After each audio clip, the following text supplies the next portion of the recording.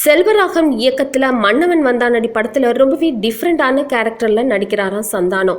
Timing comedy வச்சு ரொம்பவே பிரபலமானவர் சந்தானம். அந்த வகையில் அவர் நடிக்கிற எந்த படமாக இருந்தாலும் அவரோட பேச்சு தான் அதிகமாக இருக்கும் அப்படின்னு சொல்லலாம். முன்னணி நடிகர்களோட படமாக இருந்தால் கூட அவங்க கூட நடிக்கும் காட்சிகளில் அவங்கள விட இவர் தான் அதிகமாக பேசுவார் டயலாக்.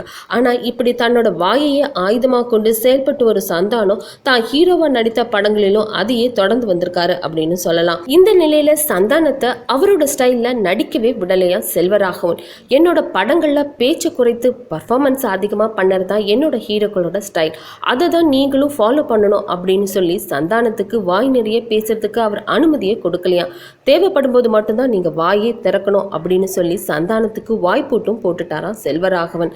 இந்த நிலையில இதை பத்தி கொஞ்சம் கூட ஃபீல் பண்ணலையா சந்தானம். காரணம், இதற்கு அப்புறம் கௌதம் மேனன் படத்துல சந்தானம் நடிக்க இருக்காராம். அவர் பேசவே விட மாட்டார். அதனால இந்த படத்துல இருந்தே அவர் படத்துல எப்படி நடிக்கிறது அப்படின்னு பயிற்சி எடுத்துட்டு வராராம் சந்தானம். சந்தானத்துக்கு டயலாக்ஸ் கம்மினா அவர் எப்படி பெர்ஃபார்ம் பண்ணுவாரு? கமெண்ட்ஸ் சொல்லுங்க. மேலும் நெட்டிவி ஃபார் யூ சேனலை சப்ஸ்கிரைப் பண்ணுங்க.